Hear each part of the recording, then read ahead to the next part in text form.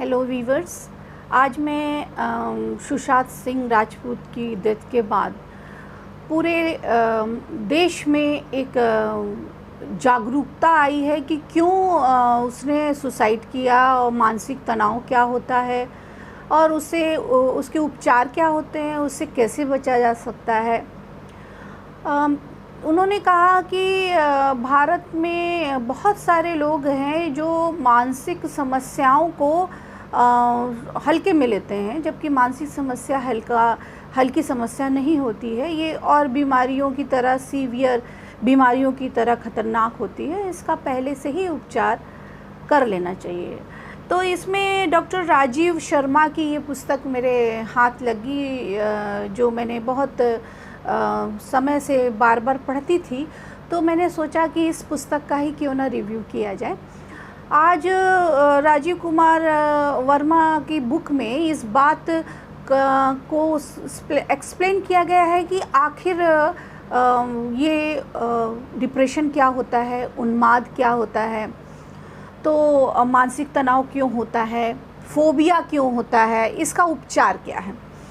तो सबसे पहला ये कि मनुष्य आपस में अपने में घुटने से अच्छा है कि वो आपस में कुछ मित्र बनाए, कुछ रिश्तेदार ऐसे हों जिससे वह अपनी बात कह सके, अपनी बात कर सके।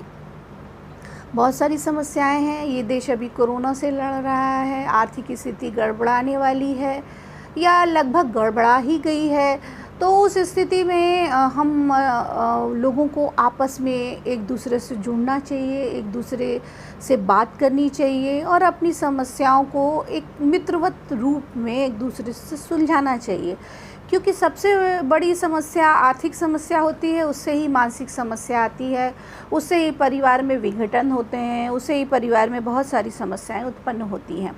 तो हर समय अगर व्यक्ति उचित व्यवहार करने लगेगा तो ये भी संभव नहीं है कि वो उचित व्यवहार करने लगे और हमेशा सही रहे। भावनाओं को उसे समझना चाहिए और एकांतवास से बचना चाहिए। ऐसा राजीव वर्मा का कहना है कि एकांतवास बहुत खतरनाक होता है और एकांतवास से हाइपरमीनिया हो जाता है और शैडो सिंड्रोम पैदा हो जाता है। शैडो सिंड्रोम मीन्स उसे लगता है कि वो कहीं गलत कर रहा है, उसके आसपास जो लोग हैं वो उसको पसंद नहीं कर रहे हैं, नापसंद कर रहे हैं। जैसे सुशांत सिंह राजपूत के केस में उसे लगा कि उसका बाइकॉट कर दिया गया है। इस बाइकॉट को उसको लगना चाहिए कि जैसे एकला चलो रे स्थिति है, तो आज एकला चलो रे स्थिति मानसिक समस्याओं के लिए बहुत कठिन हो सकती है। इसलिए मानसिक समस्याओं के लिए हाइपरमीनिया और शैडो सिंड्रोम से बचने के लिए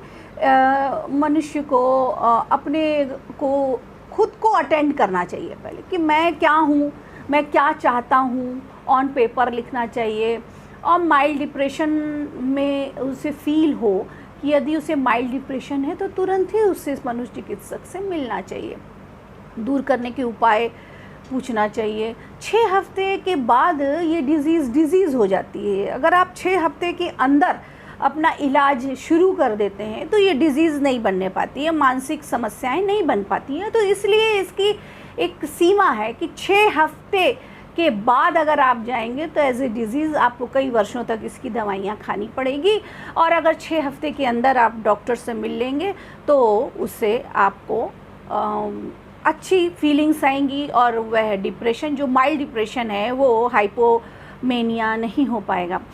कुछ लोगों को मूड स्विंग्स होते हैं और इंटरमीडिएट डिसऑर्डर होते हैं। किसी को अटेंशन डिसऑर्डर होता है कि कोई लोग मुझे देखें। ये भी एक प्रकार का सिंड्रोम है कि लोग चाहते हैं कि कोई मुझे पूछ नहीं रहा है, मुझे देख नहीं रहा है, मैं बहुत काबिल हूँ और लोग मेरी इज्जत नहीं कर रहे हैं, तो वो उसके साथ समस्याएं सरप्लस हो जाती हैं।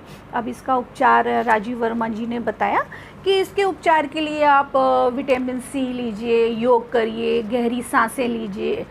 और टॉनिक क्या है इसका? निठल्ला बैठे रहना इसका बहुत बुरा इफ़ेक्ट डालेगा, इसलिए आप कुछ ना कुछ काम करें, टॉक करें, आपस में डिस्कस करें। अगर कोई पास नहीं है तो कॉल करें, और एक मित्र ज़रूर होना चाहिए जिससे आप कॉल करके बात कर सकें, अपनी समस्याएं कह सकें। आपके भाई हो सकते हैं, आपकी फैमिली मेम्बर्स हो सकते हैं।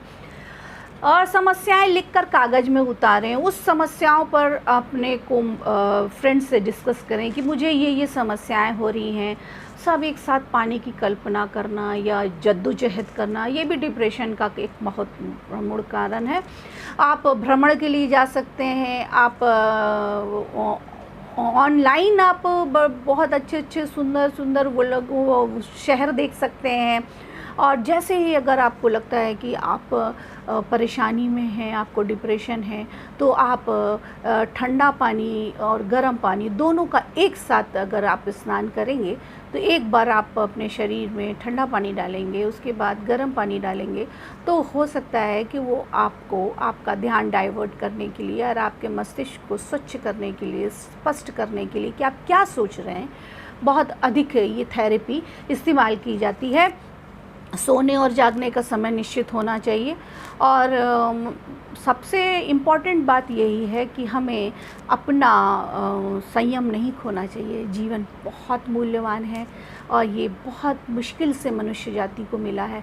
इसे खूबसूरत बनाएं, इसे अच्छे से जिएं और अपने मनपसंद एक काम ज़रूर करें जो आपको बहुत अच्छा लगता है, जिससे समाज का भी भला हो, जिससे आपका खुद का भला हो। Thank you viewers. आपको अगर ये वीडियो पसंद आती है तो आप मुझे जिस तरह प्यार देते आए हैं, लाइक और शेयर करिए और सब्सक्राइब भी ज़रूर करिए। मैं आगे भी ऐसे ही मोटिवेशनल वीडियो बनाती रहूँगी। Thank you very much. मैं इशरत जहाँ एसोसिएट प्रोफेसर हूँ। मैं अभी विभागाध्यक्ष हो गई हूँ अपने विभाग की, और मैं चाहती हूँ कि मैं इसी तरीके से आपके साथ रहूँ और आपकी समस्याओं को अपने मोटिवेशनल वीडियो के तहत सुलझाती रहूँ। Thank you very much.